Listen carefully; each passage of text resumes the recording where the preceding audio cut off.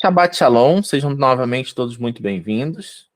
Meu nome é Marco Rodrigues, estamos aqui na nossa comunidade online aqui, a Beit Sarrapanim, né, baseada aqui em Portugal, e gostaríamos também de convidar todos vocês que estão nos assistindo na internet, que são aqui de Portugal, que estão aqui na Europa, de participar conosco aqui da nossa congregação. Nós temos, o mais importante é o relacionamento, nós nos conhecemos, nós oramos juntos, nós aprendemos juntos, nós estamos sempre aí em contato, né, para fazer esse trabalho em língua portuguesa aqui nessa partezinha do mundo, que estamos muitas das vezes espalhados, né, cada um em um país, cada um inserido numa cultura diferente, mas querem aprender sobre a Torá, querem aprender sobre o testemunho de Yeshua numa forma, na sua língua natal, que é o português, né, muitos que vieram de Portugal, muitos que vieram do Brasil, e querem aprender aqui sobre a Torá, né? Então, hoje, continuando aí o nosso ciclo, semana passada tivemos uma pequena pausa, mas foi por um excelente motivo, que foi a festa de Shavuot, né? E Shavuot nós tivemos aí a transmissão da Havatami, tivemos todo o serviço. Semana passada estivemos aqui também na Beit Sarrapanim explicando um pouquinho sobre o Shavuot, né? Apesar da Paraxá, o ciclo da Paraxá, nós temos acompanhado também com a Havatami logo em seguida no nosso serviço aqui, do nosso estudo. Então, essa semana voltamos ao nosso ciclo normal, né? Voltamos a Paraxá, ao livro de Números, que é o livro Bamidbar, como a gente já falou, que significa no deserto. E a Paraxá dessa semana é a Paraxá Nassô. Nassô, que é muito interessante o que significa a palavra Nassô, né? São 3 letras, né? O Nun, o Shin e o Ain. O Aleph. E essas 3 palavras é muito interessante que ela tem uma raiz, que está tendo no próximo slide uma explicação breve. A palavra Nassô, ela tem essa raiz, que é assim se escreve a palavra Nassô, com Nun, Shin e Aleph, né? E muito interessante que há na mesma raiz da palavra Nassô, essas 3 letras é uma raiz, né? Nassô, que significa levantar ou tomar, está falando sobre tomar o censo ali, levantar, né, o censo, fazer um levantamento sobre o número de pessoas das tribos de Merari e de Gershon, né, de Merari e os descendentes de Gerson, que são aqueles que vão cuidar de alguns dos utensílios do templo, vão carregar alguns dos utensílios do templo, né, do tabernáculo. E essa raiz dessas 3 letras está presente na palavra casamento, que é a palavra Nissuim, né? E uma das coisas que fala muito nessa paraxá, antes de entrar propriamente na parte que a gente vai dar em foco hoje, que é a parte do casamento, né? A paraxá Nassô, ela é lida junto, ou antes ou depois, geralmente, de Shavuot, né? E eu achei muito interessante um comentário que eu queria até ler para vocês sobre o porquê de ela ser lida antes e depois tem uma certa importância, né? Ela diz assim, esse comentário: a paraxá que nós lemos por volta da época de Shavuot é chamada Nassô, que significa literalmente levante, indicando como a Torá realmente eleva a nossa existência física a um plano superior. Disso aprendemos que não foi intencionado que a Torá ficasse no domínio acadêmico, ou até mesmo espiritual. A Torá deve nos afetar profundamente até que as nossas atividades ordinárias do dia a dia se tornem elevadas como resultado de sua exposição à Torá, cumprindo o mandamento divino de que os mundos superiores e inferiores devem estar em harmonia um com o outro. Então é interessante que fala sobre essa palavra levantar, e justamente perto de Shavuot, quando é o recebimento da Torá, e relacionado justamente com o nosso estilo de vida, né? Que a Torá não deve estar realmente só num nível acadêmico, nível de aprendizado, de querer aprender mais. Lógico, é importante aprender mais, é importante saber mais do Eterno, não tem nada de errado em você querer ser um acadêmico, de querer ser um estudioso a nível acadêmico da Torá, mas mais importante do que isso, não deve ficar só como uma espiritualidade, como alguns vão para esse lado da espiritualidade, querem fazer a Torá da prosperidade, as palavras aí, os segredos financeiros da Torá. Não, não é nada disso. A Torá, ela deve refletir no nosso dia a dia, ela deve refletir no nosso cotidiano, nas nossas atividades diárias, no nosso estilo de vida. Isso que é o mais importante. E voltando ao casamento, hoje vamos falar sobre um tema polêmico, que eu acho que muito mais interessante do que aqui essa palavra que a gente vai compartilhar agora com vocês, vai ser a discussão que nós temos sempre depois aqui com o pessoal da congregação. Depois que a gente encerra a transmissão, a gente tem um bate-papo, um tira-dúvidas, um perguntas e respostas, como lá nos tempos antigos, né? E tinha essa discussão entre as pessoas e essas perguntas eram acessíveis. Esse é o estilo de estudo dentro do judaísmo. Mas eu acho que vai ser interessante os dois. Eu vou falar um pouquinho, depois vamos discutir sobre isso. E o que tem de interessante no casamento? E o que o casamento tem a ver com essa paraxá? A gente vai falar hoje do tema que é o sotá. Pode tirar o slide, por favor, não tem problema por agora.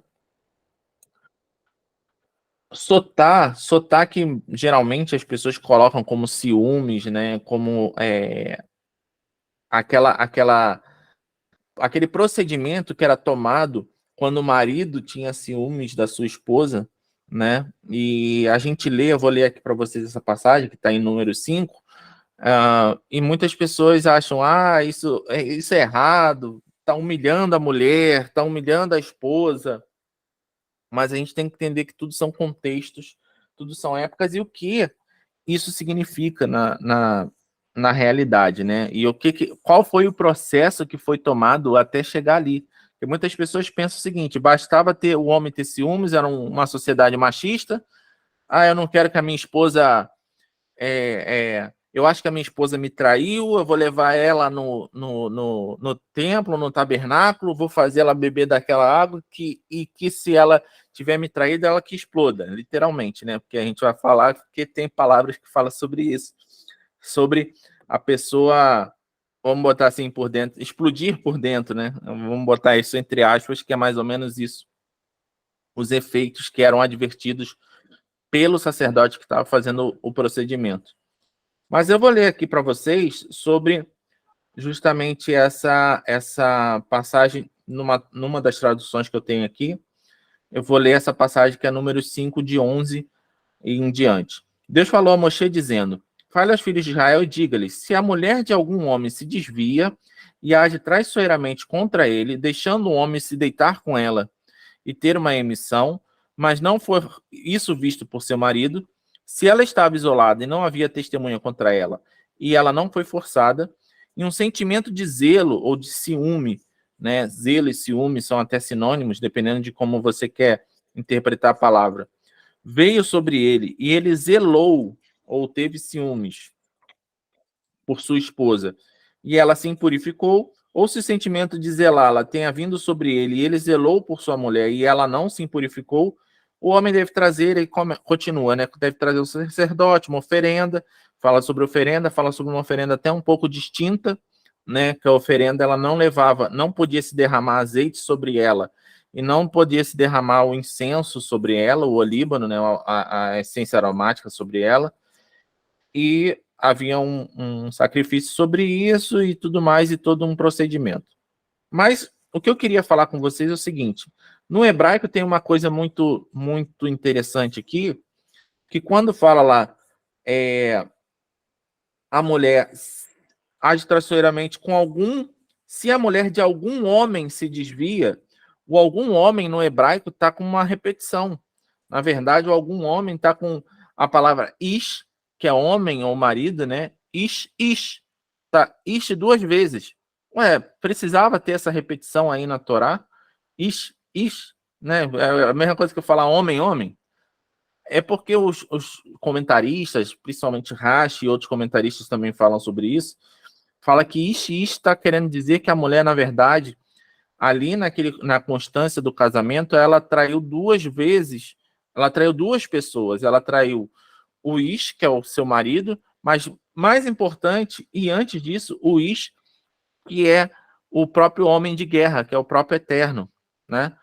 Então, quando há esse problema, quando há essa desconfiança, e não é algo assim do nada, a pessoa, lendo assim literalmente, vai pensar. Por isso que é tão importante a gente saber o que se passava por trás, qual era a tradição por trás, qual era a Massoret, qual era o ensino que foi oralmente transmitido através dos tempos sobre isso, né? Porque se você ler literalmente, você vai pensar como muitas pessoas colocam aí fora. Eu não quero saber da Torá, eu não quero saber da Bíblia, porque a Bíblia é sanguinária, a Bíblia é machista, a Bíblia é contra as mulheres e tudo isso. Mas aqui, quando você está vendo sobre essa traição, de uma maneira geral, vamos voltar aqui ao Ix. Então, vocês já entenderam, está falando de uma traição contra o Eterno, contra Deus e contra o seu marido, né? Mas até chegar a esse ponto, existe um tratado inteiro da Mishnah, que é justamente o compilado ali da Massoret, da tradição, vamos botar assim, dos ensinos que eram passados de geração em geração, como o judaísmo é, de mestre, rabino e seu discípulo. Então, é de mestre e discípulo é sempre essa tradição. Quando até você vai ler Pirkei Avot, que é um dos tratados da Mishnah, fala sobre, passava de um para outro, de um Moisés para Josué, e assim vai transmitindo, né? De geração em geração.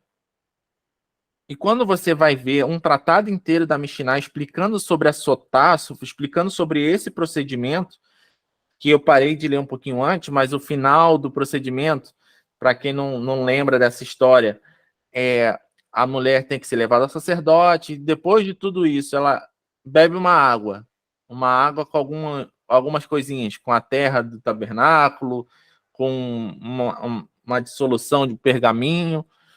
Se ela não foi culpada desse adultério, ela não acontece nada com ela, entre aspas, que as pessoas pensam, né, que não acontece nada com ela.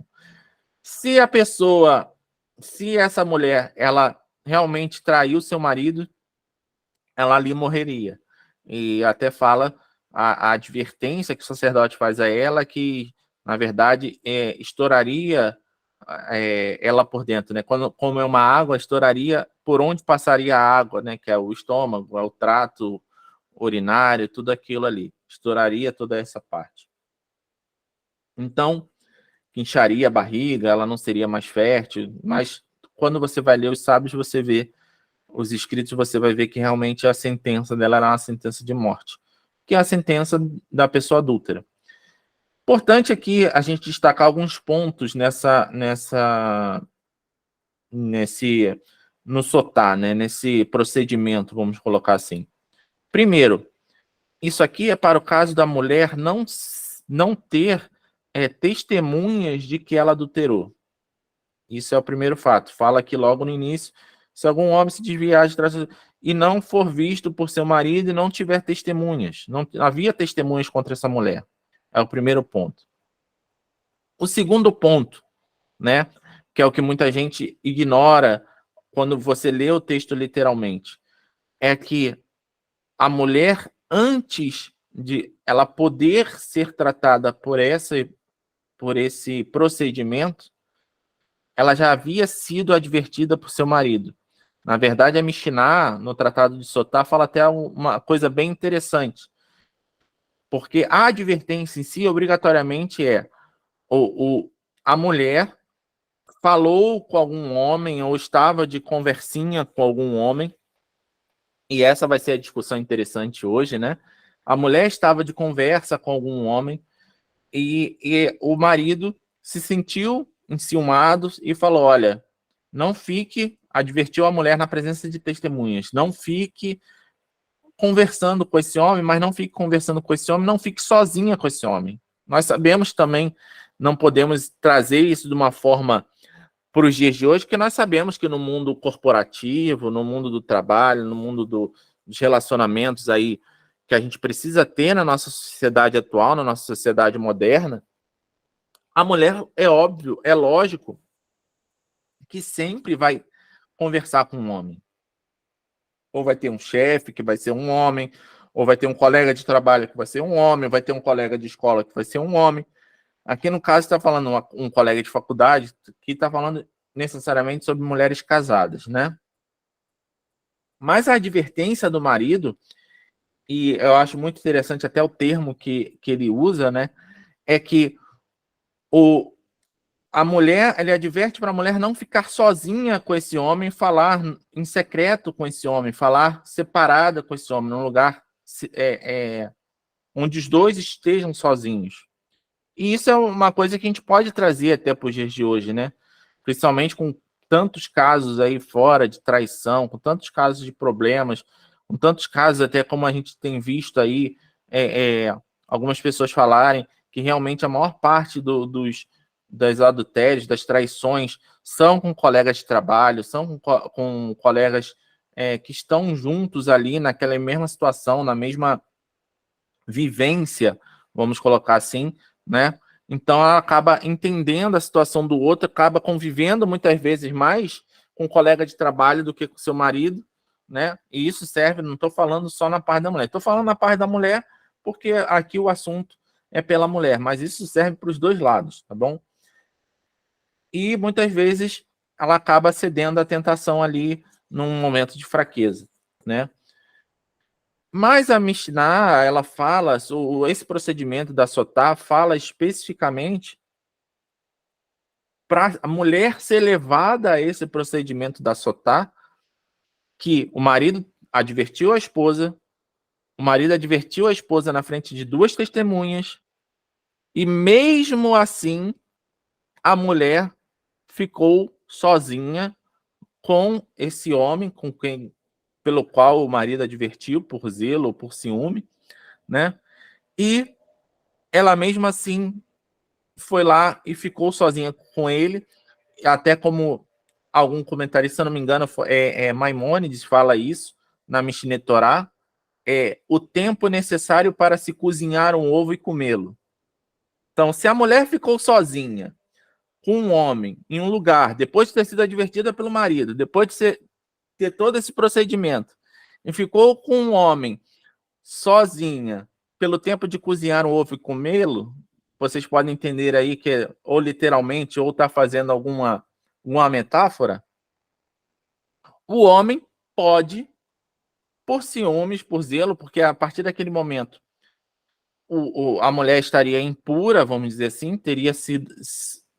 Estamos na dúvida, não houve testemunho, estamos na dúvida, a mulher está pura, a mulher está impura, e o marido, mais importante também, o marido tem o desejo de continuar com a sua esposa, porque quando ele passa por esse procedimento de Sotá, e vocês vão ver que tem muitas dificuldades, porque esse procedimento, na época do tabernáculo, era no tabernáculo.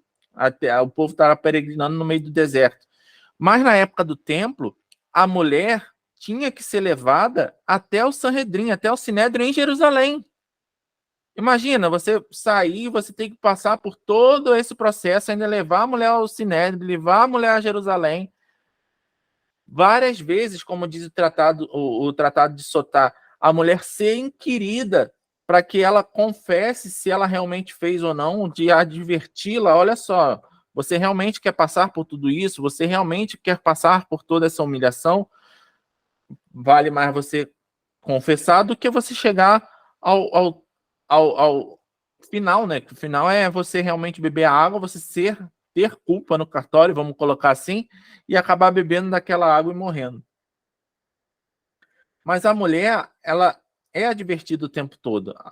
E isso a gente pode levar, o que a gente pode trazer, né, por dias de hoje. Eu li algumas coisas de alguns comentários de um lado, de outro, né? Eu vi algumas feministas, algumas correntes do judaísmo que são feministas falando, e muito engraçado que até essas correntes que são feministas, correntes, por exemplo, que aceitam rabinas serem ordenadas e liderarem uma sinagoga, ou aceitam até casamentos homossexuais, coisas que nós, messiânicos, e nós, os ortodoxos, e mais alguns grupos também não aceitam, mais alguns outros grupos do judaísmo que aceitam esse tipo de relacionamento, coisa que nós não aceitamos. Elas mesmas falam, olha, aquilo lá existiu, e aquilo lá existe, está assim na Torá, para justamente mostrar o zelo de um relacionamento. Mostrar, e eu vou até fazer um comentário que eu achei muito interessante, falando que é necessário num casamento ter um pouco de ciúmes, e até a pessoa cita Cântico dos Cânticos e cita o Zohar, fala que qualquer tipo de amor, né, que não tenha um mínimo de ciúmes, um mínimo de zelo, né, aquela pessoa que realmente não se importa com a outra pessoa, não é amor, né? Quando há um pouquinho de ciúmes, ou quando há ciúmes, o amor atinge então a perfeição.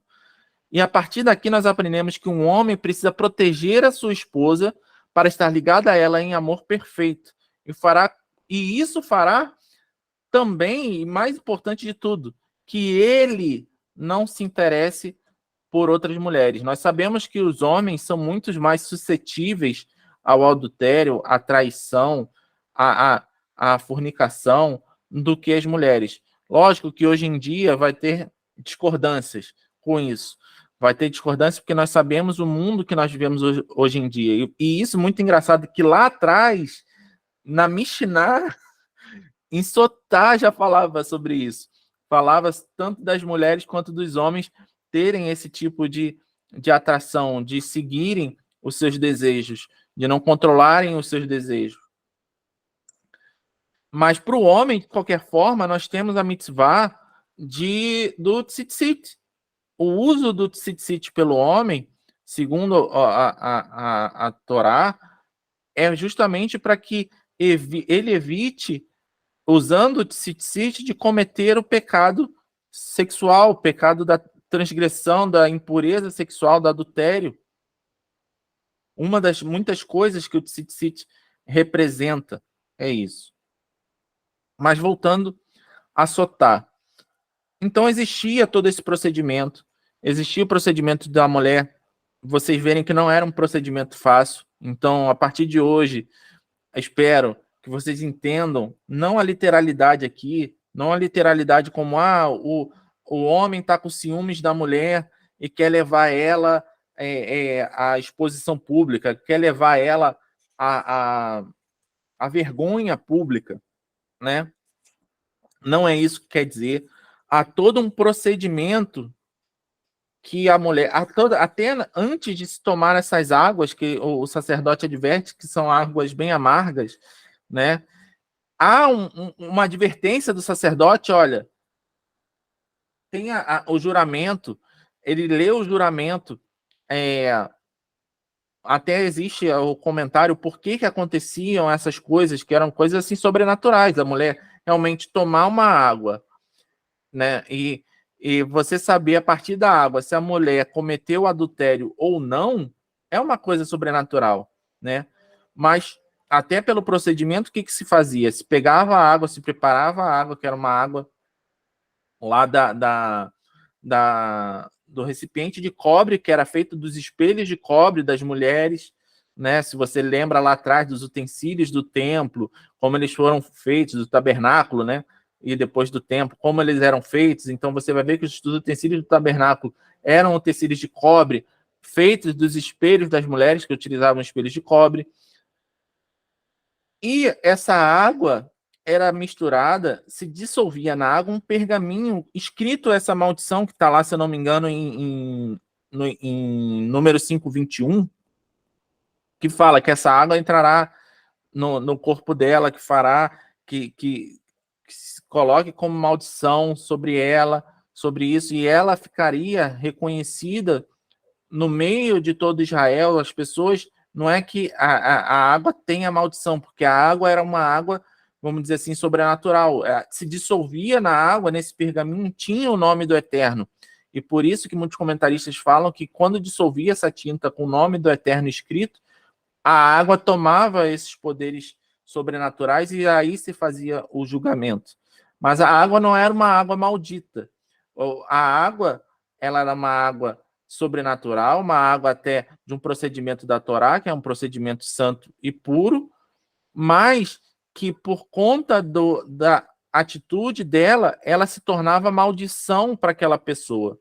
E muitas vezes isso a gente pode trazer para a nossa vida, porque a Torá, inclusive está nos escritos de Paulo, fala muito sobre isso, a Torá ela pode se tornar maldição para a gente desde o momento de que a gente não utilize a Torá da maneira adequada, que a gente não utilize a Torá seguindo os mandamentos, seguindo as mitzvot, seguindo as ordenanças da forma que elas foram prescritas para nós. Aí já tem um outro significado que é muito importante para a gente, que é seguir a Torá da forma como ela foi prescrita. É seguir a Torá como um manual de vida. Porque se a gente não segue a Torá como um manual de vida, automaticamente ela se torna um manual de morte para a gente. E por que ela se torna um manual de morte para a gente? Porque ela expõe os nossos pecados, a nossa iniquidade. E o que é iniquidade? É a transgressão da Torá, a transgressão da lei. Então, se a gente ignora a lei, se a gente não quer seguir a lei, acaba se tornando, assim como essas águas se tornaram um elixir de morte para a gente, né? Poderíamos fazer até essa relação entre elixir de morte e a água da Sotá. Mas, para a gente resumir tudo que a gente está falando aqui, e a discussão, acho, em seguida, que a gente vai ter, vai ser muito, muito edificante para todos. Eu convido a todos um dia vocês participarem aqui conosco dessas discussões, mas é que justamente não é a literalidade do texto que traz toda a realidade. A gente precisa aprender numa profundidade, ver o que era prescrito naquela época. E muitas pessoas pensam, essas águas de Sotá, esse procedimento da Sotá foi aplicado em muitas pessoas, né? Existem estudos, existem comentários falando que, na verdade, esse procedimento foi praticado com muito poucas pessoas, pela dificuldade desse procedimento, pela dificuldade em se fazer todo esse procedimento e até de chegar até o final, né? Porque é uma coisa muito séria, até dissolver um pergaminho com o nome de Adonai, o nome de Hashem, é algo muito sério. A gente mesmo tem um respeito enorme pelo nome de Hashem, tanto que quando a gente tem um livro com o nome de Hashem, quando a gente tem um livro, uma Torá que já não serve mais, ou um rolo de alguma escritura que não serve mais, nós fazemos o enterro, né? Nós sepultamos, que é a Genizá, nós sepultamos essa Torá, para vocês verem o tamanho zelo que a gente tem com isso, porque a gente não quer riscar, a gente não quer rasgar, a gente não quer fazer como fizeram até na Inquisição muito, queimar o nome de Adonai em muitos dos escritos que foram queimados naquela época. Mas interessante que anos e anos depois, essas genizás, esses cemitérios, esses sepulcros, vamos dizer assim, servem até para a gente saber como era o costume dos povos, do povo de Israel lá de muito tempo atrás. E uma genizá em especial, que é a genizá do Cairo, que foi localizada depois de muito tempo, com escritos, com pergaminhos escritos. Outra genizá importante são onde se acharam os manuscritos do Mar Morto, era uma genizá, onde eles enterraram numa caverna, né, os manuscritos que não mais serviam. Mas a genizá do Cairo fala, nos escritos, falando sobre esse procedimento da Sotá não foi aplicado a quase ninguém. Existe um escrito na Genizá do Cairo que fala sobre isso. E o importante é que na própria Mishnah fala uma coisa assim que eu acho que é para matar. Eu acho que acaba com todo argumento sobre o procedimento ser machista, sobre o procedimento ser contra as mulheres, mas vamos ler aí, pode botar, por favor, tem o slide falando sobre a Sotá 99, a Mishnah. Está falando ali do procedimento, está falando, vem falando, na verdade, sobre assassinos e tudo mais, antes desse texto, né? Falando sobre o procedimento, se eu não me engano, de Deuteronômio, que você tinha que quebrar o pescoço de uma novilha, no caso de você achar um corpo e você não identifica quem é o assassino, né? Mas se o assassino fosse desconhecido, mas aí depois de um tempo os assassinos não eram mais desconhecidos no meio do povo. Então se parou de praticar muitas vezes essa quebra da novilha por ter um assassino, porque existiam assassinos sempre conhecidos, né? Mas, e continua falando em Sotá 99, fazendo essa comparação. A Mishnah ensina um fato semelhante. Desde a época que os adultos proliferaram, a realização do ritual das águas amargas foi anulada. Eles não administravam as águas amargas de Sotá, e foi o Rabi Yohanan ben Zakkai quem o anulou, como está escrito: não castigarei suas filhas quando elas se prostituírem, nem suas noras quando cometerem adultério, pois elas se unem a mulheres lascivas, está em Oséias 4,14. Aí vem o final arrebatador. O que significa que, quando os maridos são adúlteros, as esposas não são punidas por seu próprio adultério. O que isso quer dizer? Pode tirar o slide, por favor. O que isso quer dizer? Que aquelas gerações em seguidas, o adultério se tornou tão comum, a imoralidade sexual, a imoralidade de todas as formas se tornou tão comum que os próprios maridos não davam mais exemplos. Os próprios maridos não se importavam. E aqui, nesse procedimento da Sotá, existe o zelo do marido. Existe, vamos dizer assim, até como lemos ali do Zohar, o amor do marido era... A fidelidade do marido era fortalecida com aquele pequeno ciúmezinho que ele tinha. Não estou falando desse procedimento da Sotá, mas trazendo para os nossos dias de hoje. Não é errado ter um pouquinho de ciúmes. Existem as relações abusivas, existem os exageros, certo?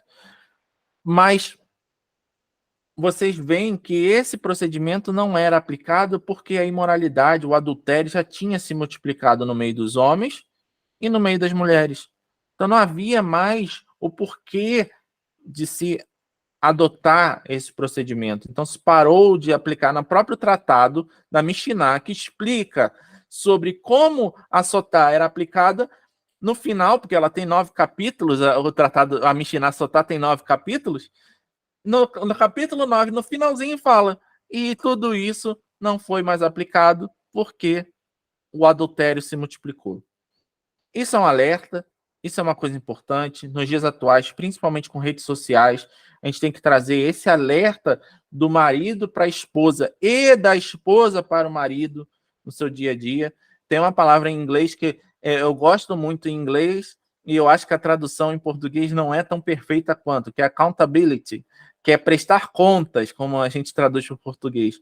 O marido e a esposa têm que estar sempre dispostos num relacionamento, num casamento, nesse Nissuim, que vem da palavra Nassô, desse casamento da Torá com o povo de Israel, disposto a prestar contas. E num casamento isso é mais importante.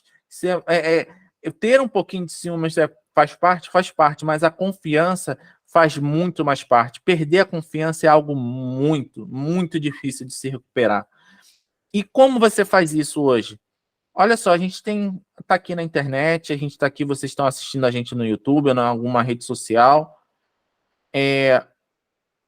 Pensa bem quando você está lá, ou como tem aqueles memes, aquelas piadas na internet, né?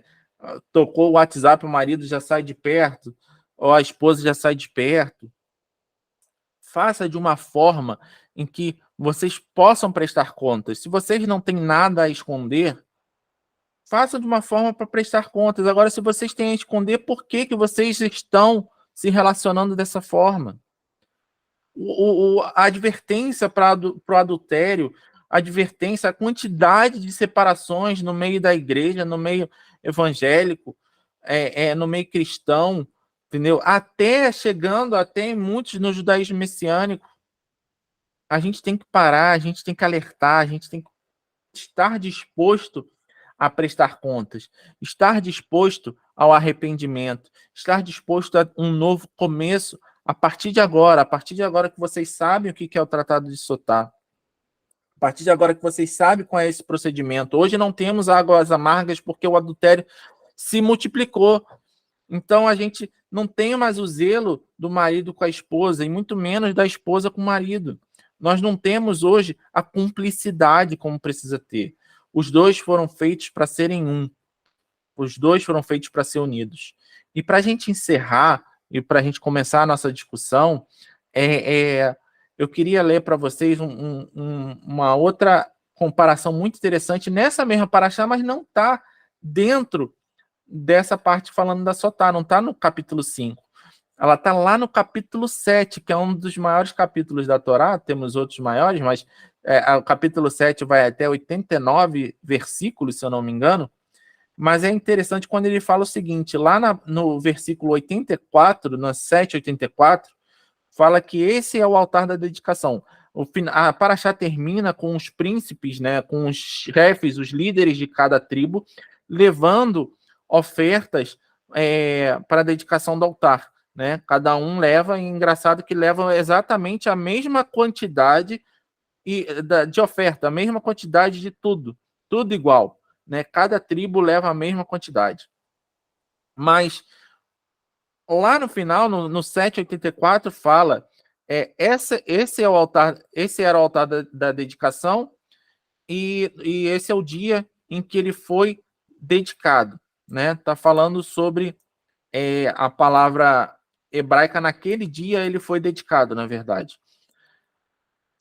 O 7:84 fala Zot Hanukat Hamizbear Beyom Hamashar Oto. Beyom quer dizer naquele dia. E 4 versos depois fala a mesma coisa sobre o altar da dedicação. Esse era o altar essa era a dedicação do altar. Aharei Imashar Oto. Depois que ele foi dedicado. Aí existe uma pergunta. Por que a Torá ela usa a mesma expressão, para a mesma frase, né? Que essa era a dedicação do altar. 4 versos depois e 4 versos antes. No 84 fala naquele dia, Beyom, e conclui 4 versos depois com a palavra Aharei, depois, né? Isso está relacionado diretamente ao casamento. Está relacionado diretamente ao nosso relacionamento, principalmente o casamento. E no dia do casamento, que naquele dia, o Beyom, que é o dia do nosso casamento, quando a gente está com expectativas, quando a gente está ansioso, quando a gente está rindo à toa, quando a gente está feliz por estar se casando, não fique no passado, mas que ele vire a Harei, que ele vire o depois, que ele vire todo dia, continue com o mesmo sentimento, com a mesma empolgação, com o mesmo comprometimento, com a mesma fidelidade, com a mesma prestação de contas, com a mesma cumplicidade do que você prometeu no dia do casamento. Lembrando, quando fala no início de Sotá, a mulher, ela, quando se casa, ela não se casa só com seu marido, ela se casa também em relação à relação vertical com o Eterno, porque foi perante o Eterno que ela decidiu fazer esses votos. E o marido a mesma coisa.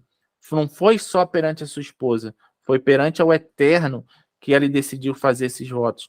E que mais a gente pode temer senão o próprio Eterno? Então, casamento é algo extremamente importante. Prestar contas é algo extremamente importante. Ter um pouquinho de ciúmes é bom? Sim, é bom. Mas a cumplicidade, o estar junto, o você estar aberto e não ter segredos entre seu casamento, entre seu marido, entre o marido e a esposa, é importante. Essa era a mensagem que eu queria deixar hoje. Vamos à nossa discussão. E para todos que ficam por aqui, um Shabbat Shalom a todos vocês.